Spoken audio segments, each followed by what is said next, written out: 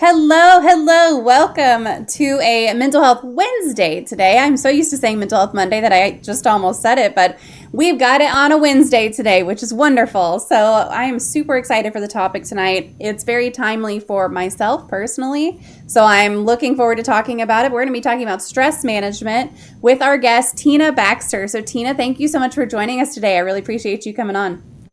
Thanks for having me. Absolutely. So, a little bit about Tina. Tina is an advanced practice registered nurse and board certified gerontological nurse practitioner through the American Nurse Credentialing Center, who resides in Anderson, Indiana. She has been a registered nurse for over 20 years and a nurse practitioner for 14 years. She's the owner of Baxter Professional Services LLC, a consulting firm providing legal nurse consulting services for attorneys and insurance professionals, wellness and chronic disease management coaching, and customized educational and operational resources to healthcare organizations. Tina is the founder of the Nurse Shark Academy, where she coaches nurses to launch and scale their businesses, and the host of the Nurse Shark Academy show. She's a public speaker and has spoken on numerous topics on a national level, and is a contributor to articles on electronic and print media such as entrepreneur.com, The Minority Nurse, Authority Magazine, Medium, LinkedIn, and a guest on numerous podcasts, including Even Tacos Fall Apart. So I've got some socials if you guys are looking to connect with Tina. I've got her website, Facebook, Twitter, LinkedIn. If you're looking to connect with her other ways, I've got her link tree as well. So I'm going to post those in chat now. And feel free to connect with her. Again, our topic is stress management. I do have a question queue open, so if you have a question, make sure to pop it into the chat and we will get it going. So thank you guys for being here, and we're going to kind of jump right in with our first question, which is just what led you to become a nurse? Well, honestly, I didn't start out wanting to be a nurse. I started out wanting to be a physician. And I was in school getting my degree in biology. And as I got closer to the time, I'd spent 2 weeks with my cousin, who's a wonderful OBGYN, great doctor. But I saw how he lived. He had all the toys, but could never play with them. Can't Oh, play, yeah. things like that, but could never get away to do any of it. And I thought, I don't want to live like that. And so I was in an existential crisis at the moment, and didn't know what I was going to do. So I got a job working in a nursing home as a certified nursing assistant because they paid you to train you. And I was taking a break from college, trying to figure this out after spending 5 years at a very expensive private college on my parents' dime. And so I got that job, and I saw what the nurses did, and I thought, I can do that. And if I want to go to medical school later, I can do that too. Mm-hmm. So I called up the university and said, let me into your nursing program. Now, I had no idea how hard it was to get a nursing school or any of that. This is a person who, by the way, sat for the MCAT twice. So I was really on the way to going to medical school, but just could not do it. Um, and so I I called them up and said, hey, let me in. I've got my almost finished my degree in biology and I have two minors, let me into your school. And they said, well, first you have to get into the university, then we'll accept you into the School of Nursing. So I came in as a transfer student 2 weeks before the semester started and got Oh, into nursing wow. school as a sophomore, even though I was already a fifth year senior because I was changing majors, but I did finish my biology degree. I don't leave stuff undone. And so, because I was two classes away from being done. Oh, yeah, mine as And well. so, yeah, so I transferred schools because my lease was up on my apartment. I didn't know what I was going to do. Newly engaged, and so all this happened, and so I just said, "Let me in." So that's sort of how I got into nursing. And when I sat there in my first class, I remember thinking, "I found my tribe. This is where I should be. This is what I was looking for all along." Because I didn't go into medicine because I felt like then that they kind of sucked the joy out of it, right? Hmm. It just wasn't fun anymore. And I thought it was going to be fun because background, worked in the lab, interned in the summers, working in labs and going to autopsies with the medical center. So I was into all that stuff, right? So I knew that was my path. And then when I got down to it, I realized I don't want to do this. and I chose nursing, and it's been the best decision I've ever made as far as career. That's awesome. Yeah, I mean, it's hard if you look at someone's life and kind of evaluate, well, are they enjoying what they're doing? And the answer is no. It kind of turns you off from whatever they're doing, you know? Yeah, Um, I mean, he enjoyed what he did, but I'm mhm. like, first of all, he was OB, and I am not an OB person. I'm gerontology for a reason. Um, and I just knew I did not have the patience to work in OB. I'm like, if you're going to Mhm. call and wake me up at 3 in the morning to come to the hospital to deliver a baby, you better be having a baby. No Braxton Hicks with me. So I did this for 2 weeks with him, and I just was so sleep deprived. I'm like, there's no way I could do this. And I hate to tell you, my OB friends and my midwife friends, I find it kind of boring. They're like, oh, every birth is different. I said, no, it's not unless something exciting happens, and you don't want Mhm. something exciting to Right, yeah. happen. But they could probably say that about gerontology. But I'm like, no, something exciting happens every day in gerontology. Yeah. So with what you do now, what are your kind of biggest joys and what are some of the biggest challenges that you face in what you do? I think one of my biggest joys is finally getting the patient to a place where they're able to manage their life. I'm working in psychiatry right now, so that. I know I was a psych nurse for years. Went back, became a nurse practitioner in gerontology. Now I'm kind of subspecializing in geropsychiatry. And what I like to see is them get control of their life again and help them take ownership of their life. So many times life just happens to people, right? Mhm. And we all get thrown curves. Things happen, but it's how you respond that makes the difference. And so, because I work with people with chronic mental illness like bipolar disorder, schizophrenia, schizoaffective disorder, I like to see them be able to lead a productive life. And if we can get them to get their meds under control, get their symptoms managed, they can live a wonderful life. And the person sitting next to you may have schizophrenia and you would never know it. Mhm. Why? Because they're on their medication, they're in their therapies, they're doing it well, they're managing their illness, and they are staying on top of their symptoms. I like to see that. I really like to see that.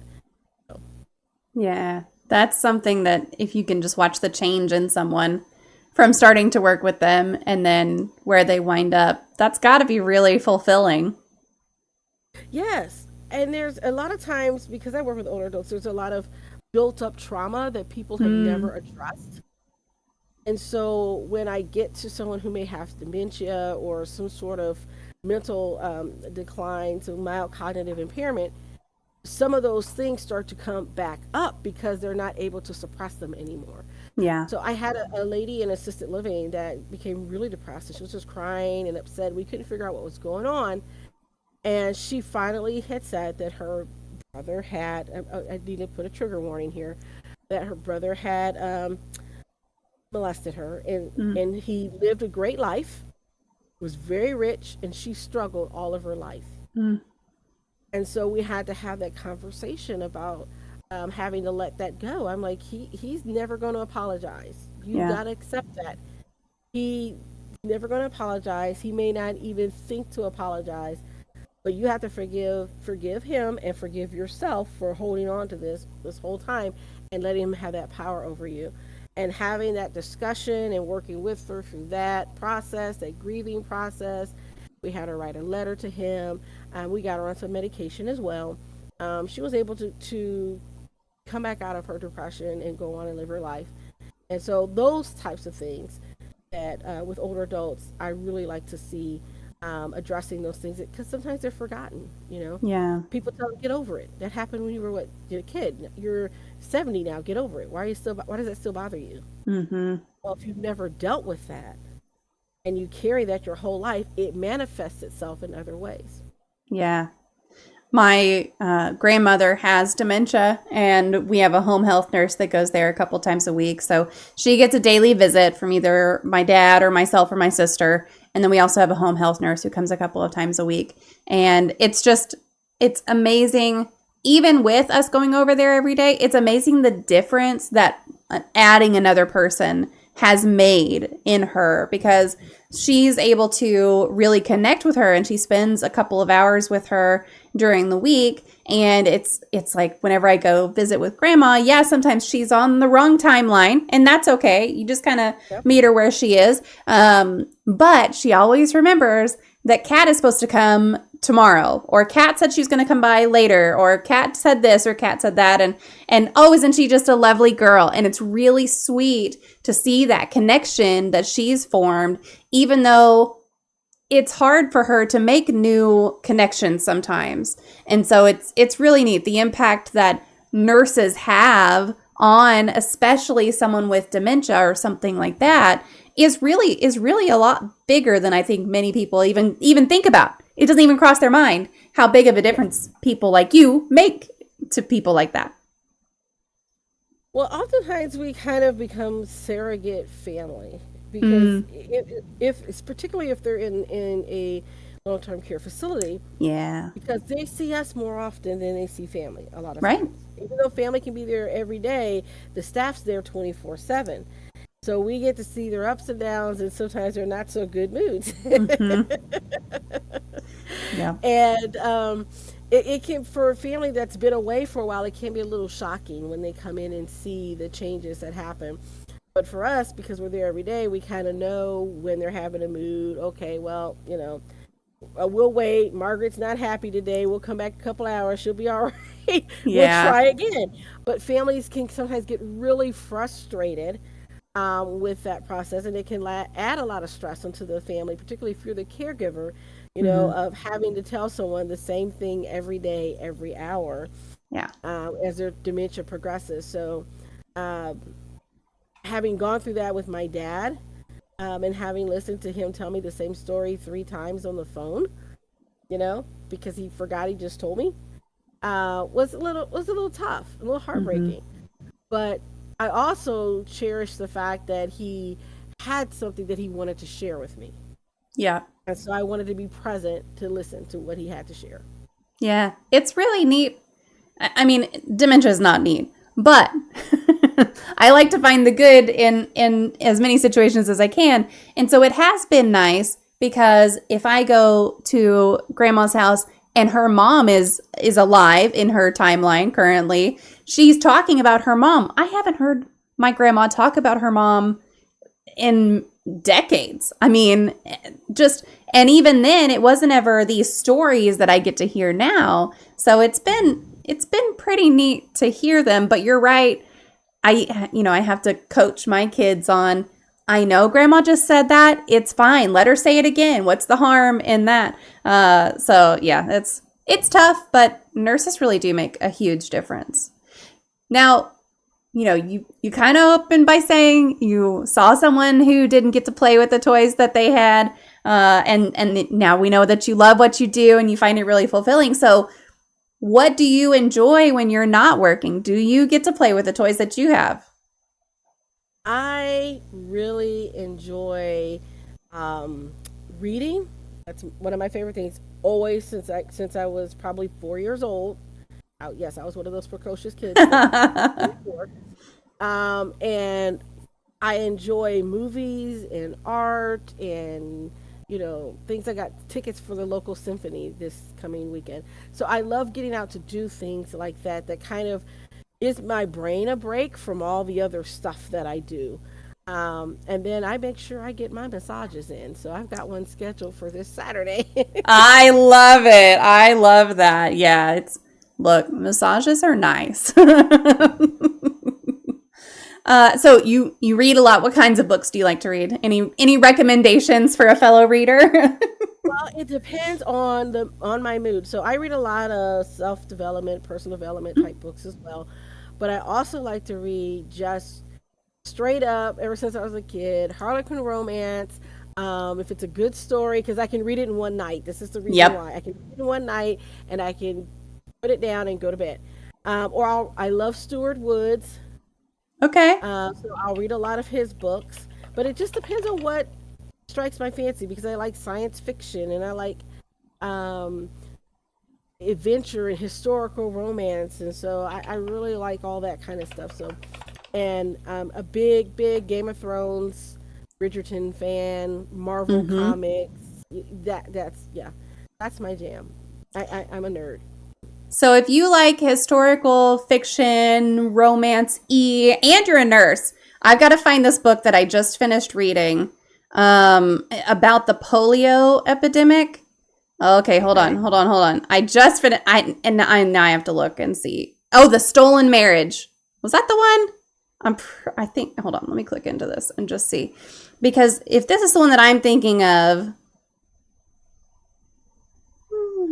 yes, Testamillo. Yes. Okay, The Stolen Marriage by Diane Chamberlain is wonderful. I'm on Goodreads. I gave it 5 stars and reviewed it. So if you want to see a review of it without spoilers, you're welcome to go and see that. But it's got romance, it's got nursing, it's got historical fiction. It's fantastic. Really, really good read.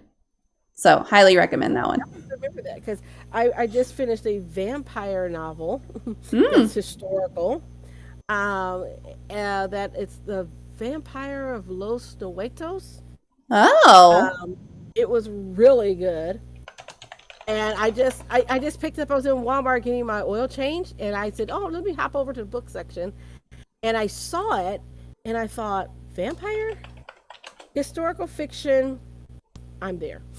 Yeah, yeah, absolutely. Cultural references. So yeah, it was a really great book, and I've learned a lot about things that happened historically Mhm. between Mexico and United States from years ago, and why that there's still a lot of tension.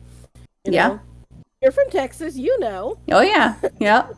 Most Yeah, definitely. all about the Rio Grande and all of that, and Hmm. yeah, so it was interesting. So it's about a rancher and his family, and there's a bunch of ranchers down there on the Mexico side, and they're worried about the Anglos coming to steal their ranches, and then this mysterious creature pops up. So there you go. I All set it up. right. Now, how the vampires of, and then how do you spell the rest of it? Osnowato. I have to look at. Uh oh. Did I lose connection? Hopefully not. Oh, I heard you for a second again. Okay, we're back. Oh, I don't know oh, what there you happened. go. That's okay. I don't know what happened. I don't either. That's all right. We're back now, so that's what Yeah, matters. Muerto. Muertos. Oh, okay. All I right. think that's it. Gotcha. I think that was the name of it. But it was a book. Okay, Something like perfect. that. Yep. Well, I'll have to find that one and add it. I'll have to find that one and add it for sure, because that sounds interesting. Yeah, it was really good. Find it at Walmart. There you go. That's where I found it. Yep. I do a lot of reading on my Kindle, so I do too. and I've got I need to see. I think there's a way to connect it to my local library and like download stuff from the library straight to the Kindle, but I haven't figured that out yet. But I'll get there. Do you have a serial killer or true crime story that fascinates you? actually what really interested me was a story about Jim Jones. Oh yeah. Not really a serial killer per se, but what I found fascinating, and again, this goes back to my psych background, what I find fascinating was how he was able to get these people to do what he wanted. He was very charismatic, and he started out by meeting them where they had a need. People were disenfranchised. Yep. And so he brought together this multicultural group of people and kind of, loved on them, basically. And then it kind of turned as he got into drugs and other things and got more and more bizarre. But to find out his backstory and how he grew up and all this kind of stuff, that was interesting. And then I spent one day ended up watching, like, I don't know, I was home from work and I saw like three things on cults, and Mm-hmm. three series docu-series on serial killers, and then I watched three series on mob bosses. And then I was like, I've got to stop watching this stuff because it's like all dark. But I found that really interesting about how people got so caught up that they Mm-hmm. couldn't get away.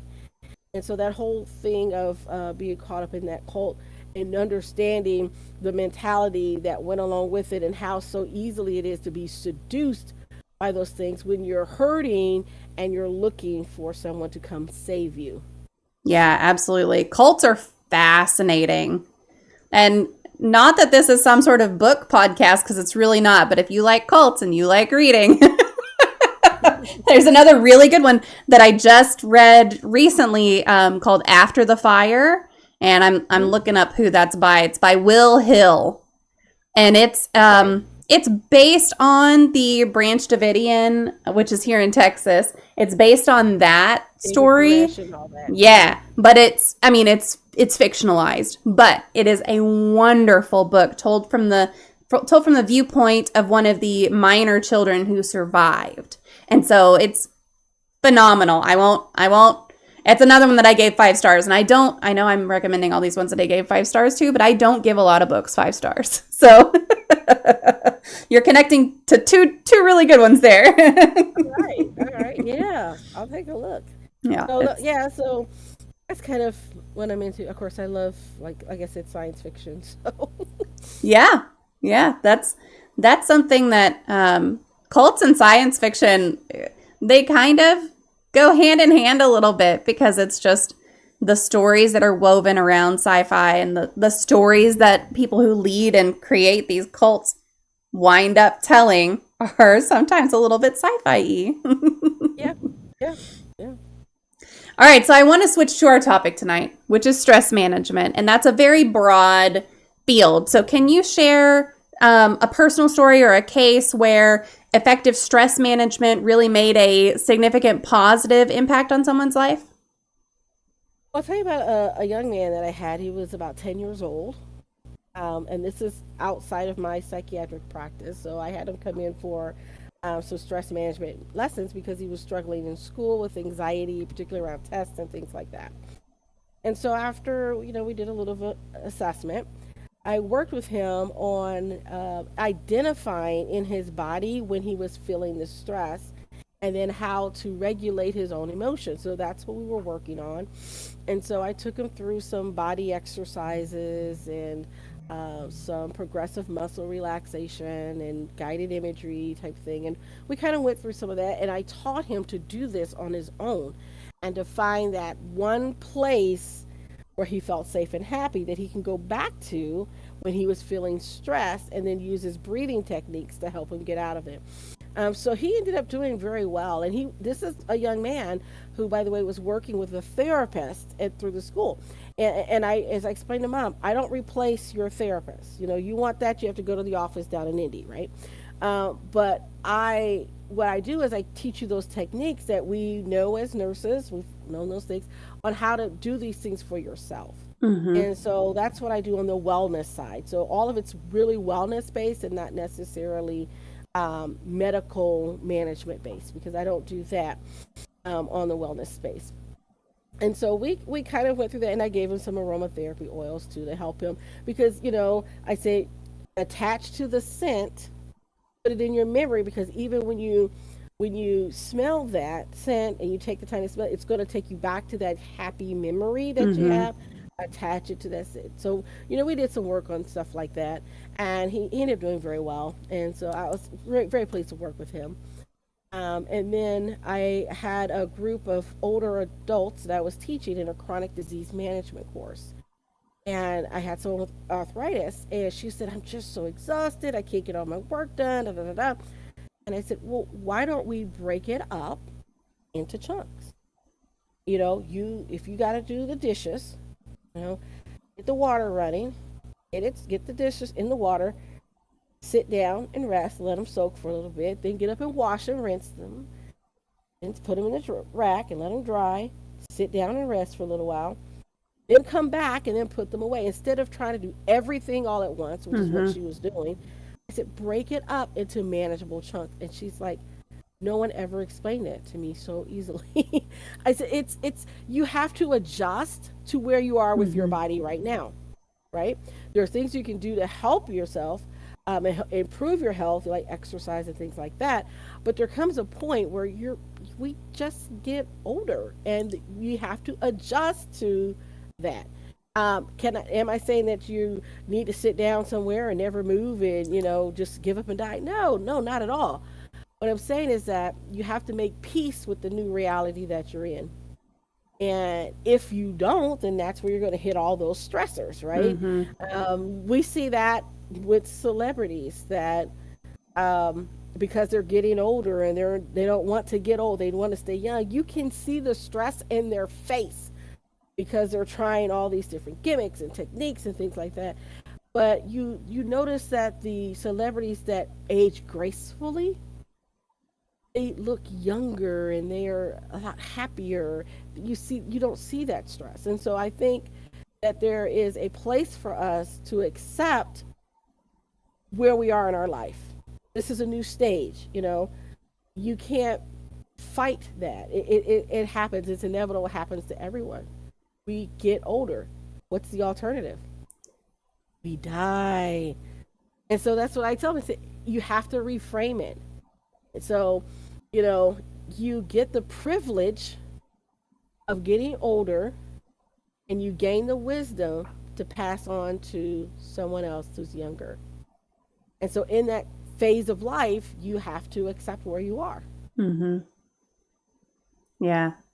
That's it's stress definitely changes as you get older. Like it's different things. First of all, different things stress you out, right? You were just talking about the 10-year-old who was stressed about testing in school.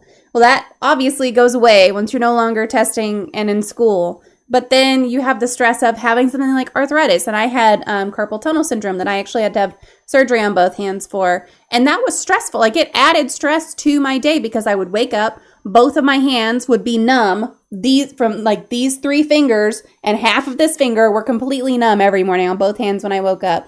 And then throughout the day, it was almost like, well, I wish they were still numb because now my whole hands hurt. Like I can feel it. And that stress and that pain really caused or that pain and the loss of sensation and the loss of just the flexibility in my hands, my grip strength went away.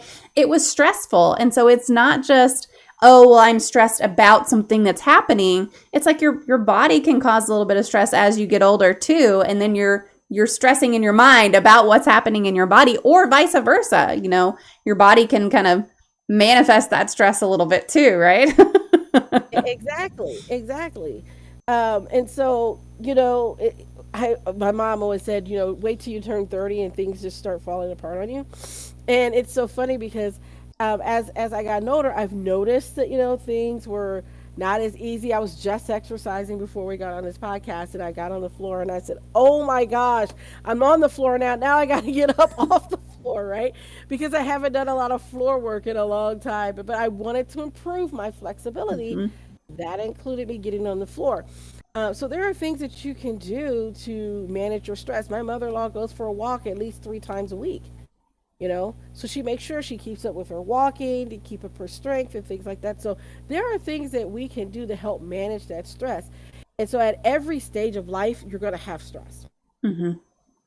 With older adults, a lot of times it's that loss of loved ones, loss of independence, loss of mobility, loss of job. You retire, then what do? I had a gentleman that became very depressed. He was a college professor and he retired and he had a whole list of things that he wanted to do in his retirement. He completed them all in 6 months and he's like, now what? And so I said, well, what would you like to do? He said, well, I kind of miss being at the university. I said, well, do you want to go back and guest lecture, teach? He said, oh, no, I don't want to do that. He just likes being around people and having conversations. So I said, well, why don't you start a book club or a lecture series right here at the YW this is where I met him, where you are. Pardon me. Pardon me. Bless you. Sorry. Thank you. And so he's like, I never thought of that. I said, well, yeah, talk to them. I bet they'll love to have it. Some other programming. I said, and then you can get a bunch of people your age together and y'all can have good conversations and, one person can get up and tell about what they know and lecture on what they know, and that helps keep you guys sharp and gives you something to do. That's what I find a lot of times people don't have is something to do. Mm. People who are have a mental disability or physical disability, oftentimes it's hard for them to get out and do things. And so I notice the ones that don't have a reason to get up in the morning struggle that much harder. It called Mm. that inactivity in and of itself is a stressor. Mm-hmm. And so I tell them, try to do one thing. If it's getting up and taking a shower, do the one thing. The next day we're going to add something else. Let's add in, okay, you've gotten your shower, you're now ready to go out to the mailbox. Okay, great. We've done that. Let's add another thing. How about we take a walk around the block? How about we go down to the library and get a book? So anything to get you up and moving and have a purpose to get up so that you aren't stressing, because that inactivity is a stressor all by itself. A lot of older adults feel like they don't want to be a burden to their family, Mm-hmm. right? I don't want to be a burden. I hear that all the time. And the family's like, but you're my mom, you're my grandma, you're not going to be a burden. We love you. But it's that loss of independence. And so when I explain that to families, I said you have to be a little bit gracious with them. They've lived their entire lives or most of their lives as an adult. They Mm-hmm. get to go when they want to go, work when they want to work, pay for whatever they want to pay for, and now you're telling them they can't drive their car. They have to live with a bunch of strangers they don't know. You're taking away the home that they lived in for the last 30, 40, 50 years, and they're downsizing. I think I would be a little upset too, don't you? Mm-hmm. Absolutely. And so having that conversation of, yes, those are some losses that you may have. But this everyday stress that we have, it comes when you're feeling it come on. Take that time. I think we miss being in the moment a lot of times. The world moves really fast, right? We get so much stuff thrown at us. I mean, I can't tell you the number of times I'm looking at my cell phone because some notification came on there, and I find out, oh, so and so died, this big celebrity died, or the stock market has gone down 2 points, or whatever. We get so much information. So how do you take time to unplug and get away from all of that? You have to carve out the time for yourself and put yourself on the schedule. Mm-hmm. And so I always have my clients to time block your schedule, and you put me time on it. And me time is not negotiable unless there's an emergency, the house is on fire, a kid loses an eye, birth of a new child, whatever, right? But you put that me time on there. It's so important. And what do I mean by that? I don't care if you just go sip some tea in a corner and or you sit in the bathroom and do it. I have a client who told me that she likes to eat in the shower. All right. I'm like, oh, okay. I said, whatever floats your boat. I don't think I could. I said, because she was telling me this, and she said, yeah, it's just my safe place. I just, get so relaxed. So I just eat in the shower. And I'm like, you see, I would have the opposite. I said, it would make me more anxious and nervous to be in the shower because I think food would get wet, and then I'd have to clean the shower, and it'd be Yeah. soggy, a mess, and all this stuff would go through my head. That would not be relaxing to me. What's relaxing to me? Getting into the shower and listening to music, getting Mm-hmm. into the shower and maybe using an aromatherapy balm in there, getting into the shower and doing a facial scrub and getting to scrub my face. Those types of things, that's relaxing to me. So find the thing that works for you. Mm-hmm. Yeah, and it's different for everybody. Like that would definitely not work for me. But if it works for them, then that's great. There's nothing wrong with that. Yeah, if it works for you, I said go for it. Yep, as long as you're not harming yourself or harming someone else, then There you go. go for it. I'd much rather sit under a tree or up in a tree, but that's just me. That was my Yeah. pastime as a kid, to climb the tree and read a book. Yeah, yeah, there you go. We used to climb the tree at my grandma's house and go up on the roof. And then get in trouble for being on the roof. But, it is what it is. Uh, I couldn't get in the shower habit. My landlord would hate me. Why on earth did you turn the water heater up so high? I like my shower rum and fresh. Oh no, growling. No, no, no. No, no. I didn't ask her what she was eating in the shower Yeah. because I was. Yep. Listen, whatever. And that's fine. Maybe she didn't even turn the water on. Maybe she just liked to be in the shower, you know. Yeah, I just like whatever, works for you. I mean, I had a client at one time that because of his severe OCD really never left his bathroom. So Mm, his parents had moved the microwave into the bathroom and he had a TV in the bathroom and he basically lived in his bathroom because the grooming rituals took so long to get him out of the bathroom. If he messed up, he had to start all over again. So he just mm, lived in the bathroom. yeah. I mean, sad, but Well, yeah, but that what was if how it works? it worked for him because that's how he could function and manage his life. He Yeah. had his groceries delivered, so it worked out. Yep. Absolutely.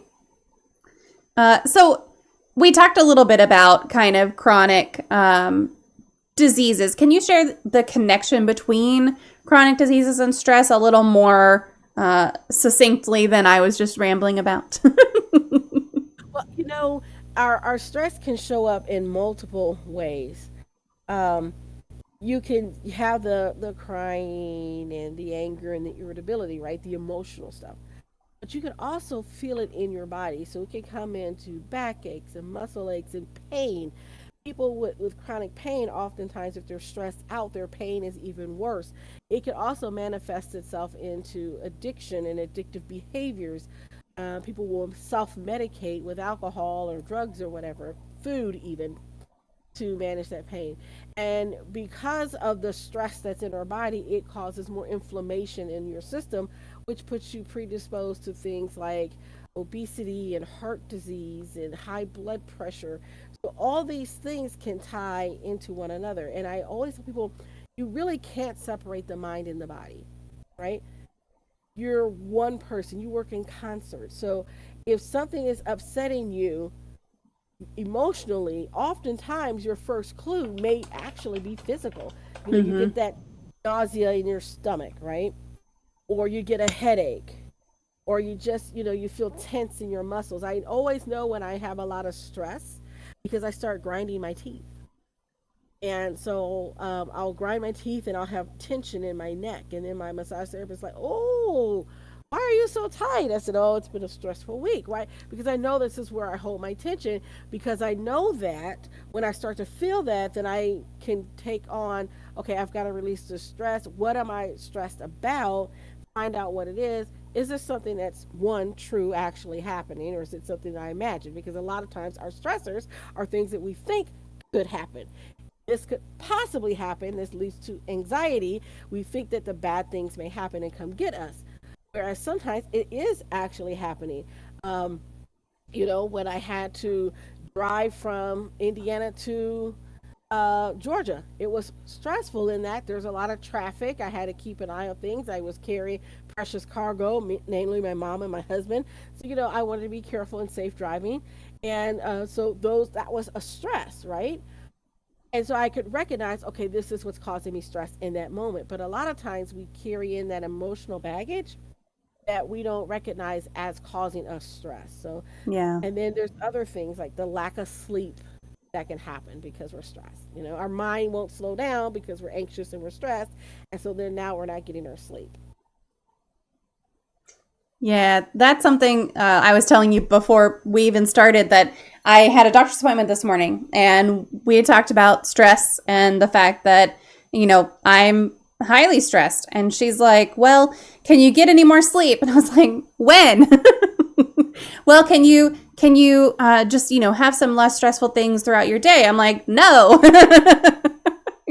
I'm a single mom and I work really hard to be able to provide for my kids. And it's like, those are things that aren't necessarily really in my control, but I do what I can. And my body does definitely manifest.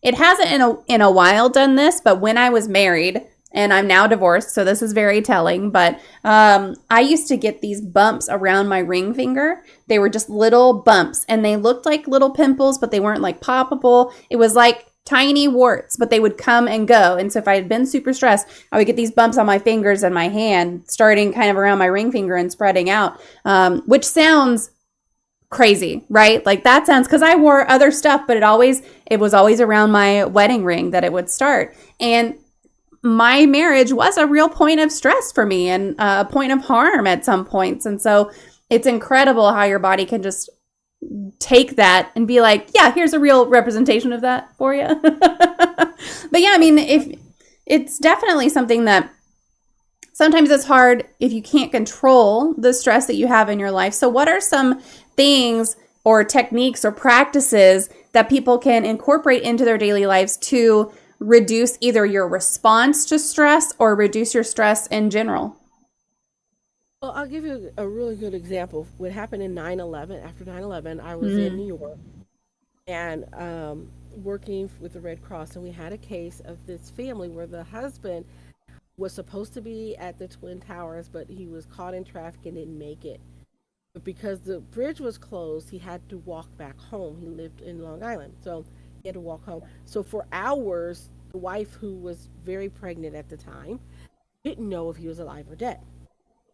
No phone calls. It was just a big Mm-hmm. nightmare, right? So he gets home and he finds out that his friends are dead, right? He was supposed to be there. He didn't make it. His friends are dead. So he's very depressed. He takes to bed. Wife, then very pregnant, is like, okay, he's depressed. We need to grieve. So we need to cry.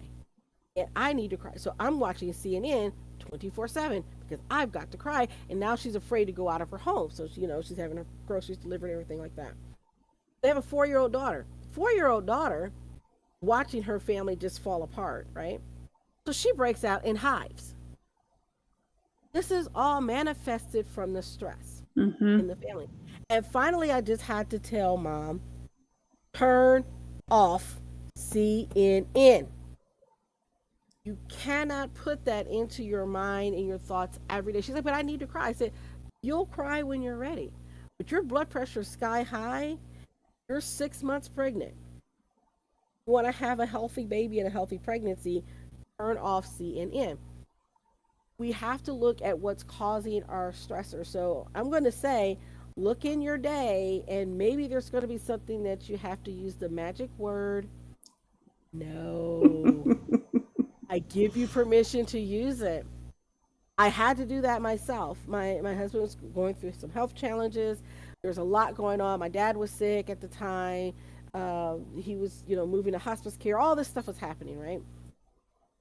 And I was on several boards, and I finally just had to say, I've got to let this go. Was it worthwhile? Was it something I love doing? Yes. But I had to say, I've been on this board for 4 years now. It's time for me to go. I have to step down. My term was over anyway. They just Mm-hmm. kept me on because I was the nurse. And so I finally had to say no, and it felt good, right? For a minute, it felt guilty, right? I'm not going to let Absolutely, anybody yeah. down. We're nurses. Yeah, we don't want to let anybody down. But I realized I had to do that for me, and I had to do it for my business. I had to do it for my family. And that worked out so much better for me. And so sometimes it's looking at those things that maybe, okay, they have to get done, but can you delegate it? Can you outsource it? And you make a hard and fast rule of saying, and usually my rule is I stop working at 9 o'clock. So no matter what's going on, I usually, hey, it's 9 o'clock, time to go home. I'm not going to be here to midnight because I have other things to do in the morning, blah, blah, blah. And so I purposely put that in my schedule and purposely block that time to say 9 o'clock is when we end work. There's very few exceptions for that unless there's a really big deadline or legal case going on and I've got to push through. But I really honor that because I want to honor Mm-hmm. time with my family. So I'm going to say find out if there's things that you can change, like find out what's causing you stress, and is it something that you can change, is it something that you can adapt to. Maybe you have to get the cereal bowls ready and say, okay, on Monday, Wednesday, and Friday you get cereal for breakfast, you don't get a full breakfast, here's an energy bar, God bless you, have a great day, because I need some time, whatever it is that needs to work for you, right? Mm-hmm. Changing your schedule, adding the fun into your schedule. You know, Go for a spa day. I love them. Highly recommend them. Go get your nails done. Just those little things and just relieve your stress. And my biggest thing is I like to journal and write Mm-hmm. down things. I write things when I'm upset and I'm mad. I take to the journal, and fortunately, nobody reads them. But I can be kind of saucy in that journal, and I can tell people off in that journal, and then I can say, okay, now I need to repent because of the things I said, and that was mean. And I said, but that's how I felt in the moment. And I said, well, why did that make you feel this way? And is it productive to feel this way? Because I don't want my feelings, right, to rule my life. If we let our feelings rule our life, guess what happens? We become more stressed. Mm-hmm. You feel it in the moment. And I say, oh, I'm feeling anxiety right now. Why am I anxious? Oh, I'm anxious because I got to make this big trip. I got to give this speech. I got to write this article. I'm anxious because I don't have a deadline. Okay, well, I understand that this is temporary. It's going to go away, and I don't need to dwell on it. It's anxiety because of that. It's okay. I'll get through it because we've done it before. We'll do it again. It'll be fine. And if it doesn't come out perfectly, oh well, we're human. I remember in the eighth grade, there was in my band room, I played clarinet all through college. So in the eighth grade, in the band room, there was a sign that my teacher put up, and it said, "Everybody makes mistakes." I've never forgotten that Mm-hmm. because I realized you have to extend some grace to yourself and some grace to other people. And you can sit there and ruminate about the comment that somebody made. And did she just say I was fat? Is that what she was trying to say? You can do that all in your head, right? Or you can say, you know what? Maybe they were having a bad day. Maybe I misunderstood them. Maybe I'm just in my feelings and that's just how I feel because I'm feeling fat today. So her compliment of, hey, you look great today. Well, does that mean I didn't look great yesterday? And, all those things that we do to ourselves, we need to let that go and just realize, hey, that's just my crazy thinking that's in my thoughts. It doesn't really manifest itself in my reality unless I let it. Mm-hmm.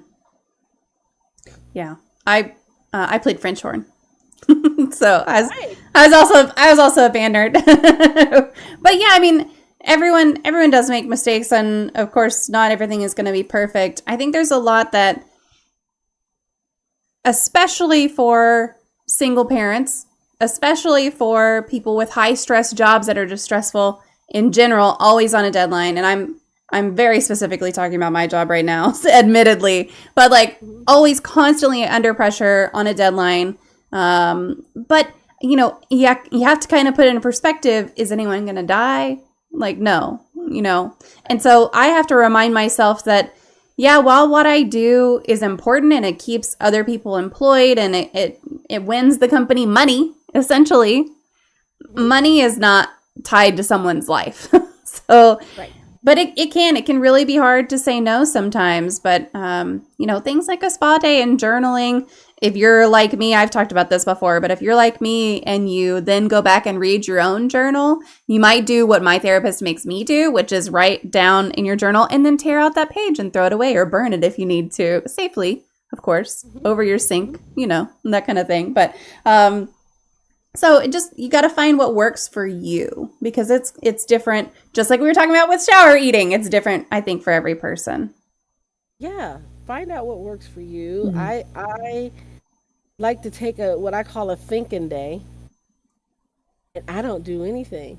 Mm-hmm. I may lay around and watch TV or watch my favorite shows or find an inspirational movie that I like or something like that. But mainly I just sit around and don't do anything. I think and let my brain kind of rest. Mm-hmm.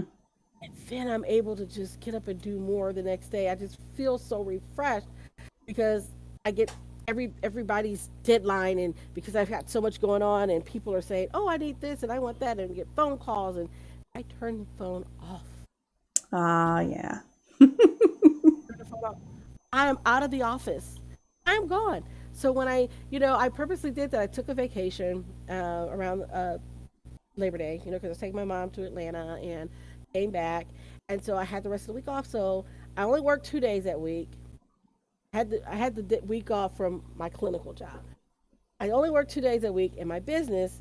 And I did it because somebody needed me, it was one of those, oh, okay, I'll help you out type thing. And but that Friday, I'm like, I'm not doing anything. I didn't even get dressed. I just took a shower, put on another nightgown, and I just laid around and watched my favorite shows, which is right now is Tiny House Nation. Oh, yeah. And read a book, and that's how I read the book. And um, yeah, I didn't do much of anything, Mhm. and I just kind of rested, and I was laid there and thought, and I did a little journaling, and but I couldn't get my brain to even work that hard. It was like it was tired. Mhm. And then the next day, I'm like, all right, I'm ready to get back at it again. Let's go. Yeah. Because then I have all those, all those ideas pop up, and I get really energized. And it may seem like I'm an extrovert, but I'm really introverted. So I need that time to get away from people Mhm. and hearing people tell me about their life and their problems, because Yeah. that's what I do for a living, right? So Recharge a little bit. yeah. And I know that we're talking about lifestyle changes, and those can be really hard to make. I mean, like I'm talking about, I can't change my job. I can't change the fact that I'm a single parent. I mean, I could, but I don't know if y'all have tried dating lately. Thankfully, no. So, what are some of the common barriers that people might face whenever they're trying to make some of these changes, and how can they work to overcome some of those? Well, sometimes it's that resistance in yourself, that first resistance of, I have to do things, right? I have this mantra that I say to myself, I'm not going to should on myself today. What am I Yeah. saying?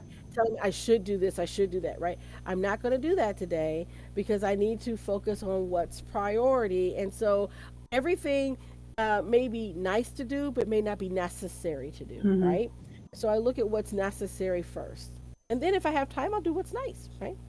And then you have to get your partner or your family, friends to support you in making this radical change, right? So, hey, I decided I'm going to work out and exercise 3 days a week, okay? So that means I may not be able to be the one getting you off to the bus in the morning.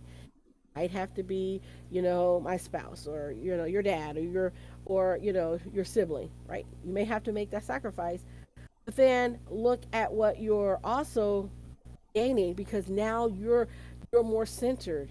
You're freer to be present with them when they come home from school because you've attended your own needs. I Hmm. often tell people you can't pour from an empty well, and if you're constantly pouring out and never replenishing, you're going to run out and you become just this empty shell of a person walking around like the Walking Dead, Hmm. right? And that's what we're seeing a lot in healthcare. Healthcare workers are so burnt out right now, and I'm telling you, you can leave your job, but don't leave your profession. Find out what you loved about your profession, and what changes can you make. It may be that maybe it's the wrong environment for you at the time, and that's a decision that you have to make. Maybe you need to change. I remember when I was working in management, I was middle management and supervisor in a psychiatric unit. And that meant that I was evening shift.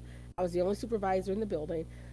I covered the adult side, the adolescent side, the outpatient side, and the ER for any consults that they had, as well as any management concerns that happened. And I remember I went on a 2 week vacation. I was really exhausted. And I had my pager turned off. So I get ready to go back to work. I turn the pager back on, and they page me. And I'm instantly enraged.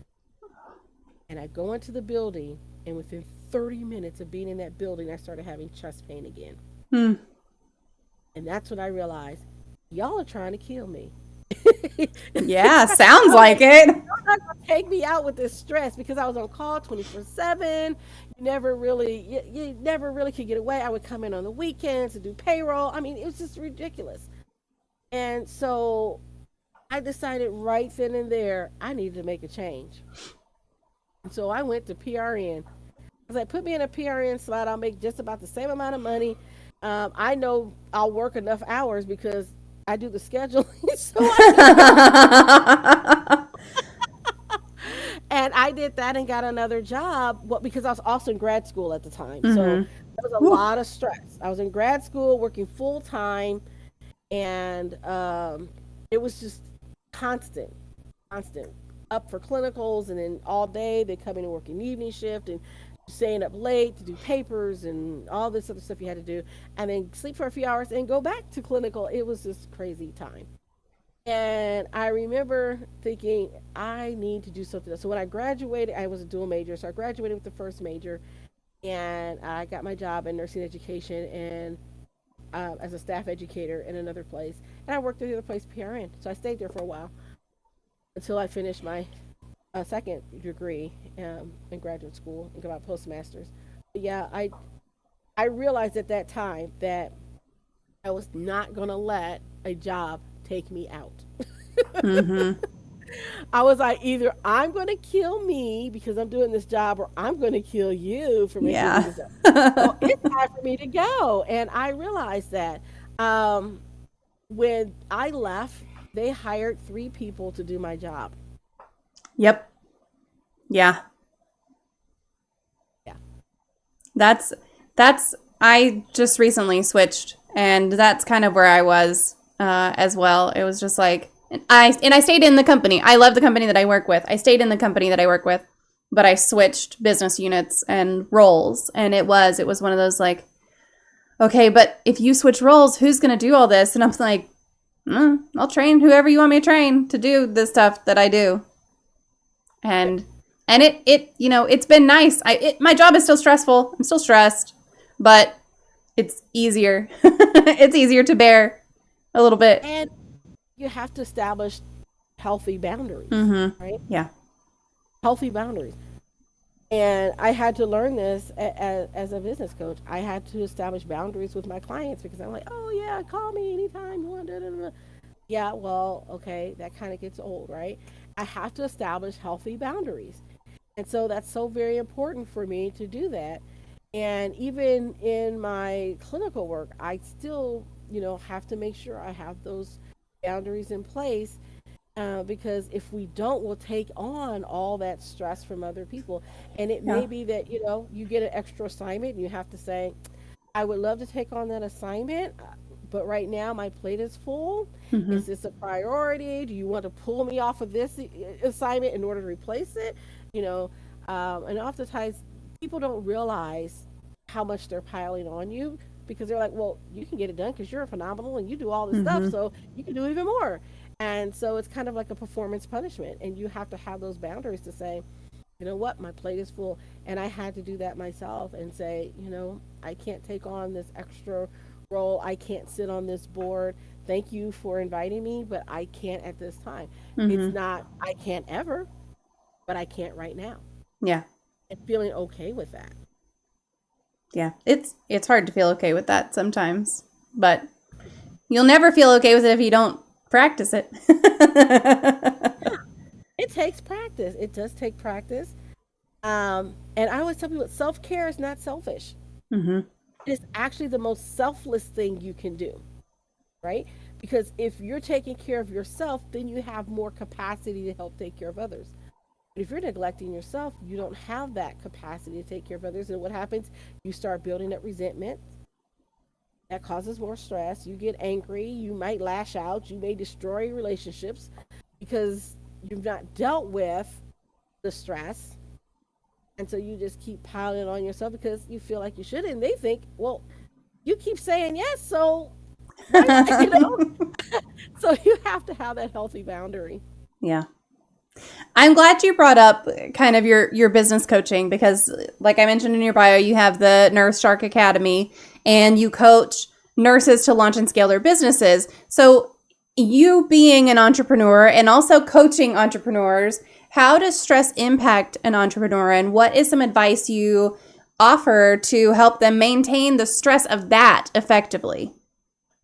I always say because when you move from being an employee to an entrepreneur, it's like a whole big new world. Mm-hmm. Because now everything is dependent on you. The trash needs to be emptied. If you don't have employees, guess what? That's you. The floor needs to be mopped, right? So look, knowing that there's going to be times when there's ups and downs in your business. There's going to be times where everything's working well, and then times when they're not working so well. How do you weather those storms? And so I look at, okay, are those tasks that you have in front of you, is it something that you have to do? Is there something only you can do? Like, I am the host of the podcast, right? So I have to do that, right? But do I need to take out the trash? No. Do I need to type the letter? No. So I outsource that. I hire someone to do that for me. And so you look at those different things that maybe you need to outsource to make your life easier. Mm-hmm. Anything that you can either automate or outsource, right? So that you can focus on the core things that you need to do to maintain and structure your business. I had a friend who has a very successful nurse staffing agency. And she came and asked for a little bit of advice. And I said, well, one of the things I said, you need to stop doing is working all the shifts yourself. If there was a call in or somebody didn't show up for a shift, she'd go work the shift. I Mm-hmm. said, how are you going to run the company if you're on the floor working the shift? How are you going to grow? Because you told me you wanted to open up another franchise in Kentucky. You know, you're in Indiana. I said, you need to hire somebody that you trust to run the Kentucky franchise that you can oversee, Mm-hmm. right? Because you can't be in Indiana and in Kentucky and over here working a shift. I said, you're going to burn yourself out. So you need to put in place processes and systems and get the right people in place so that you can grow. And that's one of the things I teach. So that's what we talk about is make sure you get the good foundation going first. And then how do you put those processes and systems so that your business can grow and thereby reducing your stress?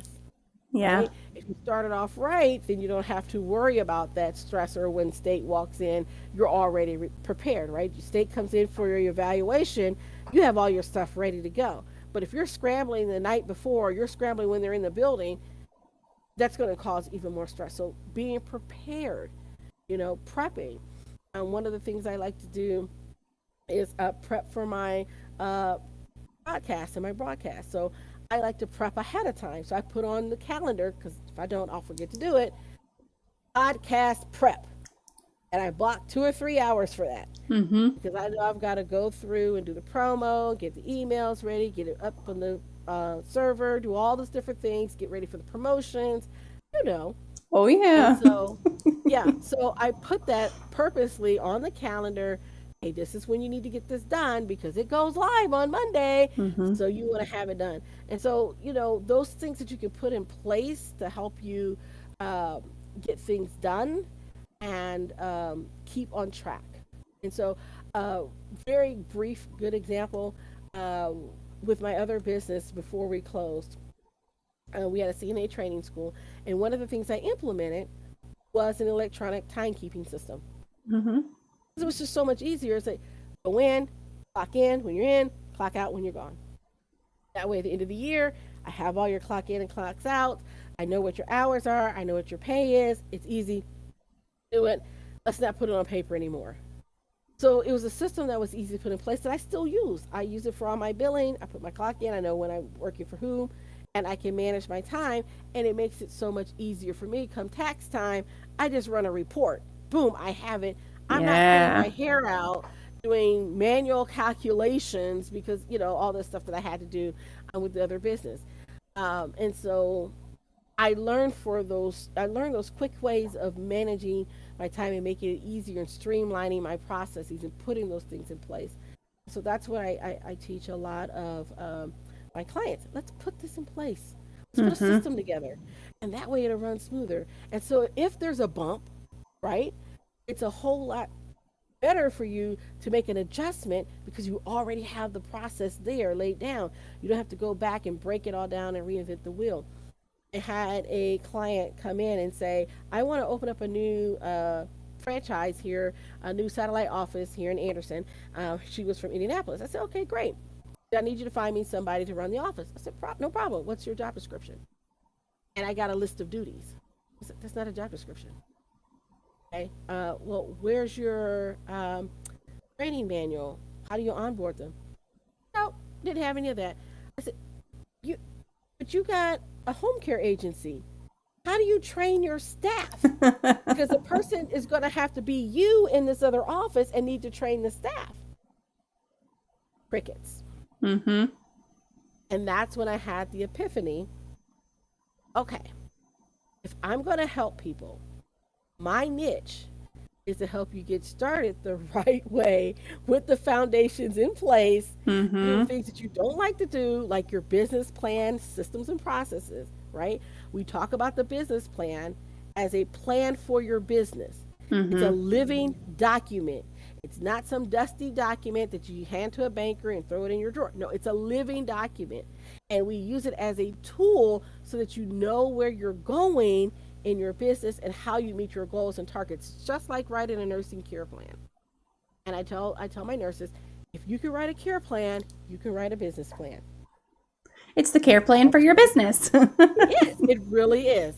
And it makes sense. I said you have to have measurable goals, outcomes, and a strategy to get to where you want to go. And that's what we do. Yeah. That's really neat. And I'm honestly glad to hear another podcaster say like I block out a couple of hours to make sure that this because that's exactly what I do. I have different times during the week blocked out on my calendar where I'm like, okay, this day I'm going to prepare the next 3 podcast episodes that are going to come out. This day I'm going to prepare the next 20 social media posts that I'm going to need to do to support those episodes or whatever it is. So I've got a lot of different times blocked out, but I don't think people realize how much work it is to have a It podcast. is. It's a It's a lot lot. of work. And I enjoy it because I get to talk to I do nurses and too. do all kinds of things. Yeah. But I honestly never thought of being a podcaster until like a few years ago. And Mm-hmm. it was really crazy. I was having this conversation with my mom, and I said, I took radio broadcasting in high school and college, and I had a radio show. I was a DJ, and I was used to be behind a mic and a camera and all this stuff. And I said, I think that was good training for what I'm doing now. And I didn't even realize it then that those skills would come back. I Mm-hmm. just took it because I had nothing else to take. I taken everything in school, nothing else fit into my schedule.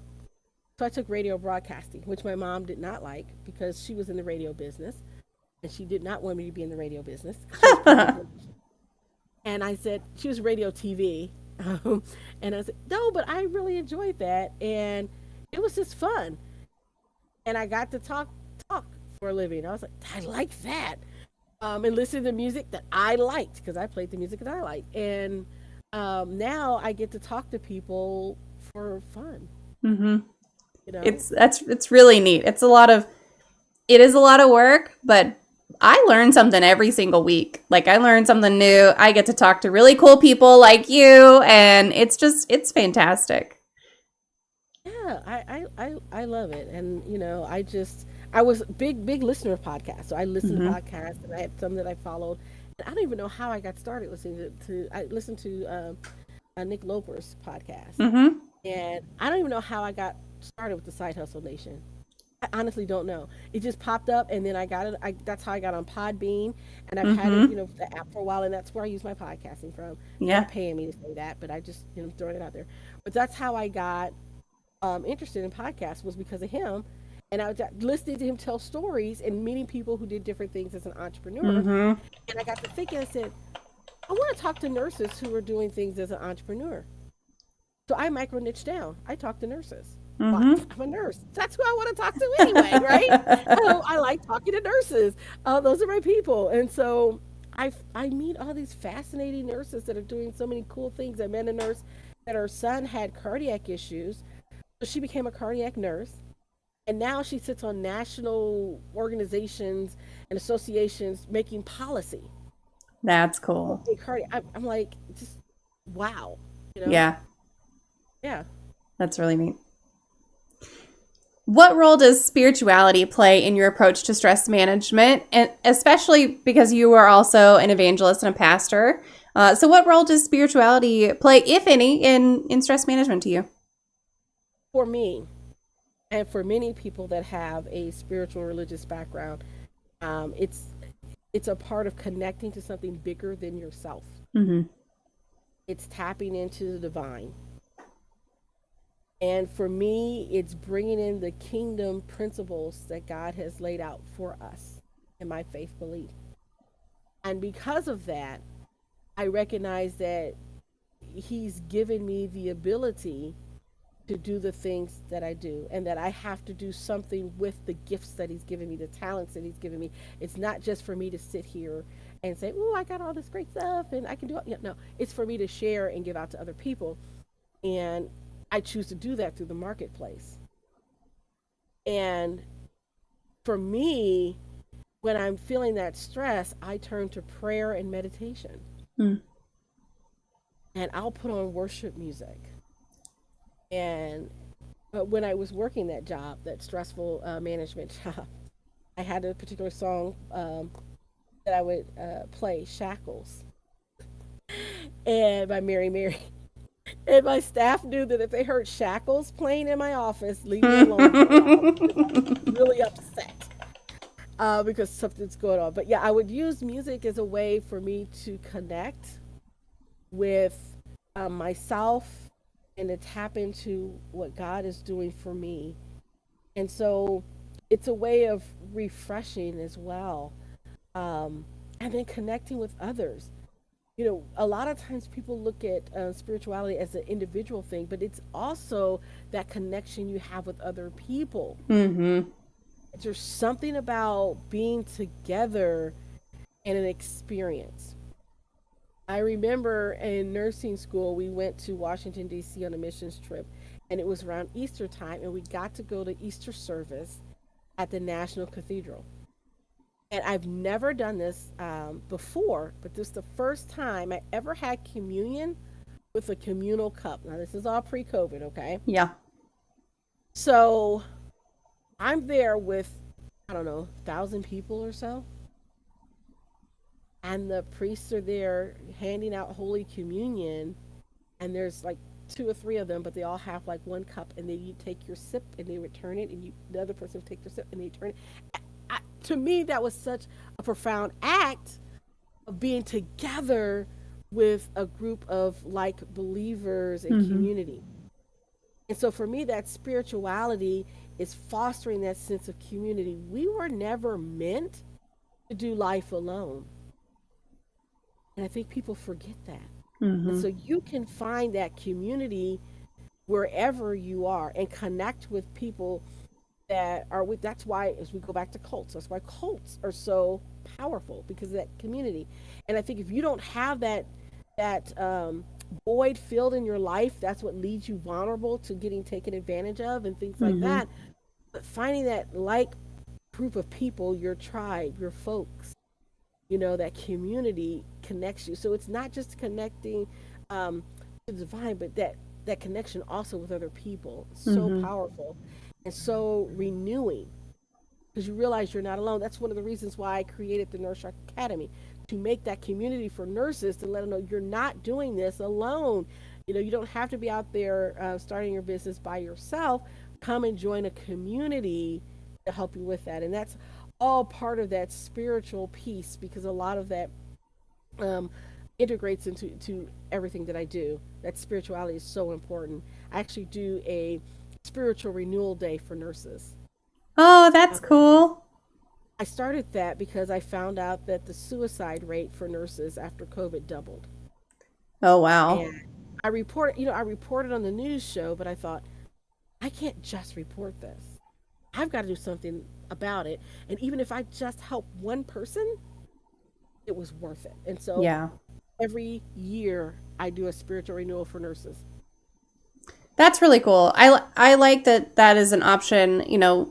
It's not something that you would find in, you're going to find a spiritual renewal for proposal managers. I But don't know if you want one, we can put it together. we probably could. And it that just turns into like, let's go to the bar and forget what we do. forget our stress of the day. But yeah, I mean, that community and that connection is really important. And regardless of what your beliefs are, there's a way to connect with people who have similar beliefs. And, if religion isn't your thing, that doesn't necessarily mean that you can't find community and connection in something that you do enjoy. So it's neat that you have, options for people who do believe the same way and who are able to connect in that way. And they do the same thing. Like that's, a lot of the time you go to church and it's like you're sitting there with maybe a neighbor, but you don't do the same thing as they do. So I think having that extra piece of connection's got to be really cool too.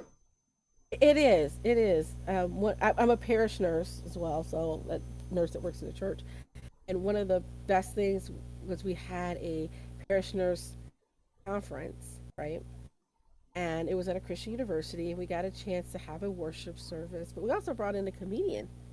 And it's Oh, nice to have a nurse comedian because we can do all the stuff and talk about all the things and laugh about the things that hurt us, right? Without the stress of the patients in the room. hmm, We have gallows humor. Nurses' humor can be very dark, okay? yeah. Um, Not for the ears of patients, and they don't understand. That's why these nurses got in trouble at this. I don't know if you heard about this, but a bunch of nurses were doing TikToks and saying what their icks were on a labor and delivery unit. Oh, yes, I did hear Bad about words. that. Yeah. Uh, yeah, probably not a good idea. So nurses, if you're listening, don't do that. Yeah, no. Don't do that. Instead, I'm going to say go to a good comedy show. um, get with a group of your colleagues away from the hospital, the office, and talk there. But don't put it on social media. People don't understand. They Hmm. just think you're making fun of them, and it's not just that. It's you're talking about the frustrations of your day, and some things are Yeah. just not for everyone to hear. Yeah, and Although they did go viral. yeah, you can go viral for the really wrong reasons, but I mean, I think also, yeah, don't post your shit on social media if you're going to be talking about patients, especially in some of those cases. It was like a very identifiable thing for who they were talking about, and other that part of the thing that got them in hot water, from what I understand, is that some of it was identifiable. So, Mhm. like, that's a huge no-no in healthcare. Oh yeah, I mean, there's great nurse comedians out there that make fun of the Yes. things that happen in healthcare, and I Hmm. love them, like Z Dog MD and Nurse John and Nurse Blake. I love all of them, right? But you don't sit there at work with your name tag on, No. talking about your icks, and you might be talking about the patient that's right down the hallway, that Hmm. and like I said, I feel for them because I know that they were just participating in what seemed like a fun, harmless Yeah. activity. And again, we have gallows humor. There's a whole Facebook group that's all about dark nurse humor. And if you're not a nurse, you should not be in that group. And they're starting to gatekeep really well Yeah. because people would get offended. And I'm like, if this is the place to do it, it's a Hmm. private group, not sharing it all on social media, though you Yeah. really still need to be careful what you put in a private group because some of them aren't so True. private. It can still get shared. Yep. That's true. They'll get you. So those, yeah. So I try to include humor Hmm. into a lot of things that I do, and I love to laugh. And my favorite thing is to watch cute cat videos on TikTok and Hmm. Instagram, and I can do that for hours. Cats and dogs and babies, and I'll do that before I go to sleep, and it just makes me laugh because it's just so Hmm. funny. I just love that, and so find things that bring you happiness, bring you Yeah. joy. Do more of that. Do less of the other stuff. If it's not bringing you happiness, why are you doing it? Hmm. Yeah. I mean, there's things that are necessary. You have to get up and feed the kids, or CPS or DCS will be at your door, right? True. Or they'll starve to death. But do you have to be the one to pour the cereal? I mean, are they old enough to pour it themselves? Hmm. Do you have to be the one to clean up their room? They're a teenager and their room is piles of junk in it. I'm like, just shut the door. Let them live in their own filth. As long as nothing's growing and walking out of there, you're okay. Clean up eventually. It's that type of thing. So pick your battles. Yeah. Um, is it worth getting stressed about? And sometimes, and most of the time, it's not. It's really not worth getting stressed about. Hmm. So I have five nieces and nephews, and they're all grown now. So now I have eight, no, nine. Yeah, nine great nieces and nephews. Ah, that's awesome. So yeah, I'm kind of dating myself here. Yeah, and so I've seen it all. Mm-hmm. Fortunately, I just send them back to their mom and their and grandma. Yeah. I'm like, yeah, Yeah.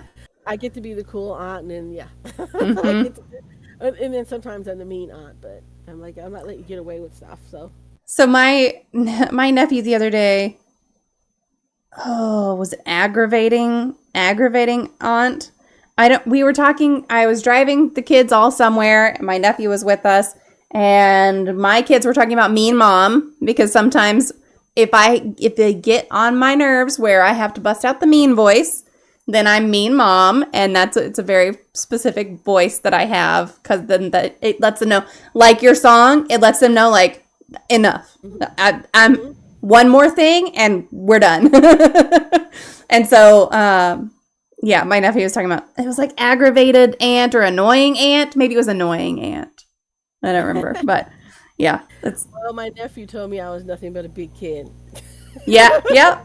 Well, you can be right when they're not your kids. You can absolutely just be a I'm kid with like, them. let's just have some fun. Yeah, Mm-hmm. he's very interesting. He's just like, I just can't believe that some of the stuff you do. It's like I like having fun. I don't know why you're the big stick in the mud. And all serious Mm-hmm. all the time. I can be. You don't want that side. Yeah, yeah.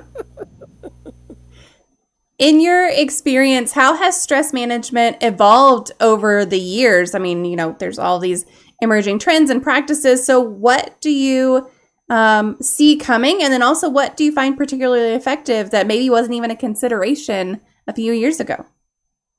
Well, I say one thing is that we actually acknowledge it. Mm-hmm. Um, I remember with the Olympics and Simone Biles deciding that she wasn't going to continue to compete because she had the twisties or the bendies or whatever she called it. Mm-hmm.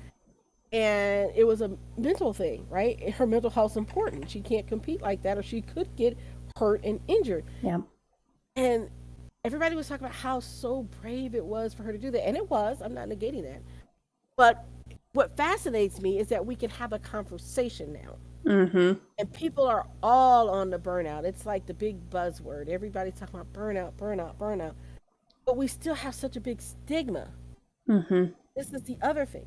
I just read an article on Medscape about a physician that was becoming depressed. He was really burnt out. He'd worked for this particular organization for numerous years. Went to his doctor. His doctor said, "Hey, you need to take some time off." So he went and asked for a month off. He said, "Hey, my doctor's putting me off for a month. I've had a lot of stress, blah, blah, blah." They fired him. Oh no. And this is why physicians and other healthcare professionals don't talk about their stress, Right. is because now it can be, you could be retaliated against. But some of that's starting to change. Mm-hmm. Some of that's starting to change. And we're seeing more acknowledgement of it. So there's a lot of research around the phenomena of burnout right now. Um, and there's some great articles have just come out about it. But I think the fact that we are even acknowledging it and then saying, okay, this needs to change. Now, what also needs to change is we really need to stop victim blaming. Say, well, you're burned out because, your life is crazy and you choose to live this life this way. Mm-hmm. And no, there's a lot that happened during this pandemic. And it was already tenuous at best before the pandemic. And now we have this happen. And so, what we haven't done a good job in healthcare is making systemic changes to address the problems that cause the burnout in the first place, like Mm-hmm. understaffing, stagnant wages, having to do more with less. I mean, I don't know if you all are aware, but there are so many medications right now that are on back order. And Mm-hmm. we literally cannot get the medication for the patients. They've been on it for a long time. They've been stable on their meds. We can't get it because it's not available. That causes stress on the patient. It causes stress on the provider because you really want to help, but you can't. You have to find something else that might work but may not be as effective, but or a lower dose or a higher dose that may have more side effects to work around this problem of medications just not being available. Mm-hmm. And that's a big issue, and that puts on stress, which leads to burnout and moral distress and caregivers. and Yeah. nurses and doctors and others. So it's a lot bigger than just the individual. There's systemic changes that need to happen. The environment itself. There are so many nurses and doctors that are leaving the profession. Just like, I'm done. I'm done. I'm out. This is it. I just read an article today about three nurses. One nurse became a farmer. Another nurse became a wellness coach. And what did the other nurse do? Um, I forget what she did, but they just left nursing altogether and did something Mm-hmm. different. They're like, we're done, we're out. Nope, we're not going back to do that. And so you have and we haven't even gotten into the economic stressors. So Yeah. there's a lot we can unpack with all of that.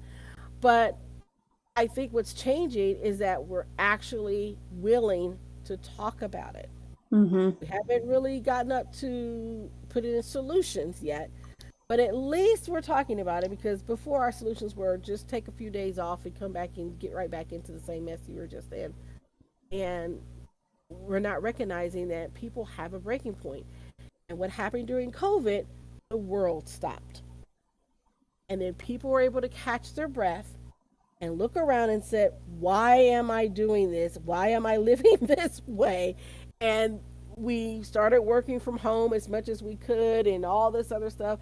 And then now they're wanting to force you back into that same mode pre-COVID, and people aren't willing to go back. And it's tough. It's hard. I Mm-hmm. get it. I don't remember where I heard this, but I heard something the other day that was talking about what COVID did and the fact that so many people got to see what their life should be like were it not for the pressures that are put on everyone in general, not just, not just, oh, this is your stressful job, but just here in America, we have this culture that you have to not only make sure you're always hustling, but you have to always be productive. And it's like, well, what if I want to just wake up and bake some bread today? you know, like why can't I do that on a regular basis? And you're right. Everyone's forcing people to go back to the office and stuff, and that's going to be a hard pill. That's going to be a hard pill to make people swallow, I think. Well, I think we need to adjust our expectations. Mm-hmm. And how does work look? Because one thing that happened with me with COVID is I started baking. I'm Mm-hmm. like, I really like to bake and I missed baking. And so I said, well, I'm going to make sure that I put time in for me to bake. Well, then it became, wait a minute, I like to bake, but now I got all this stuff. What am I going to do with it? Because I can't eat it all. So then I said, okay, so we're going to have to cut back on the baking and do it, and give it away or do something else. But it just, I got into a rhythm of actually being more productive Mm-hmm. during COVID.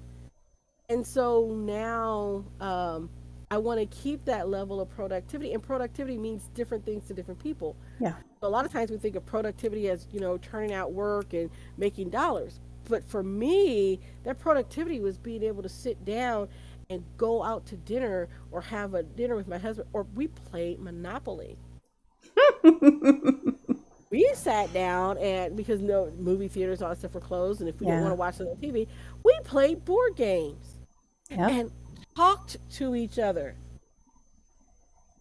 That was very productive.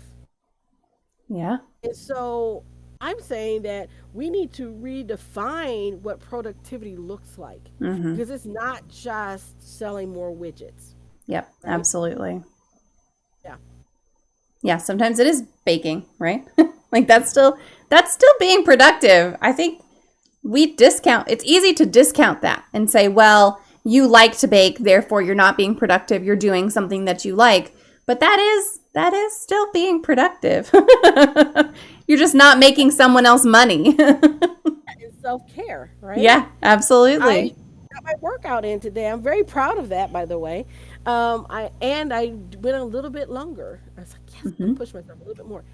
I got my workout because to me that's being productive. I Yes. got that one thing that I had on my calendar to do. I got it done. Yeah. Well, it is time for the magic moment of the stream. So, viewers who've been here before, you know that means we're getting ready to wrap up. So, if you have any questions for Tina, feel free to pop them into the chat. If you have anything you haven't asked or that we haven't addressed, feel free to go ahead and pop those in, and we'll get them asked. And while folks are doing that, I have this magic wand here, and it's beautiful and it's magical. And if you, Tina, could wave this magic wand and eliminate one common opinion or misconception or theory surrounding mental health, illness, disabilities, or just talking about mental health in general, what would it be? I think that I would change the idea that mental health or mental illness is a personal flaw or a character flaw. Mm, It is a disease, it is an illness that's treatable. We just have to do it the right way, um, and in a more productive way. yeah, absolutely. I did want to ask one question from one of our viewers that she sent in ahead of time, and that is, what is your favorite poem? Favorite poem? I think it would be Maya Angelou's "Phenomenal Woman." I'm looking that one up right now. I don't think we've had anyone say that one. We've had someone bring up some things by Maya Angelou before, but not that particular one. So I'll post a link to that in the chat for everyone to go and enjoy. Frost says lovely wording on that for what you would change. Absolutely, I agree. Well, Tina, I'll turn it over to you and say if there's anything that we didn't talk about that you wanted to talk about, or anything you want to throw out there as far as resources or, connection points. I'll post your links again in chat real quick, but I'll just give you the floor for a minute.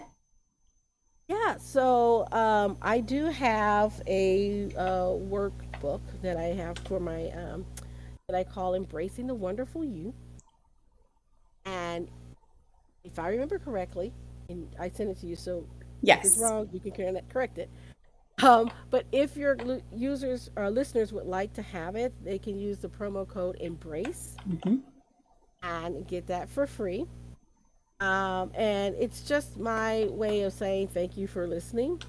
And it'll walk you through a breathing exercise and some other things to kind of help you get your self care started for yourself. So that's my wellness gift to you.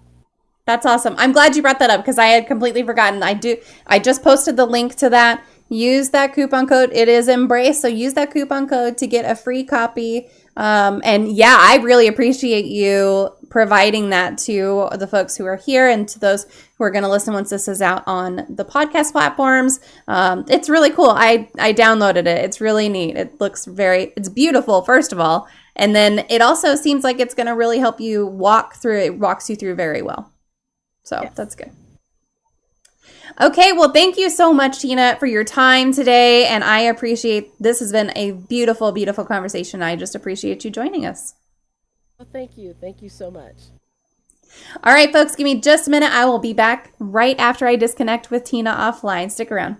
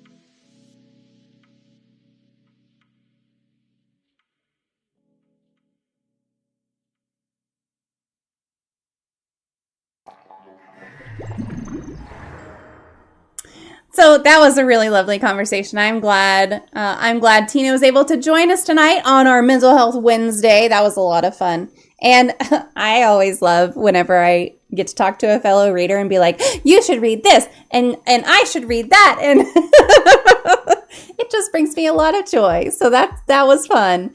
Okay, we are going to play something. What should we play?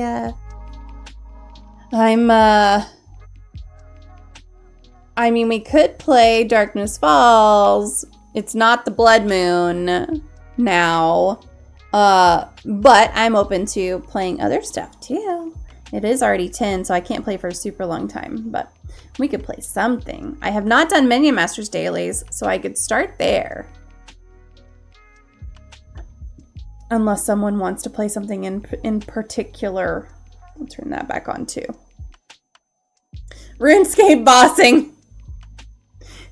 I don't know what that means. That does not compute.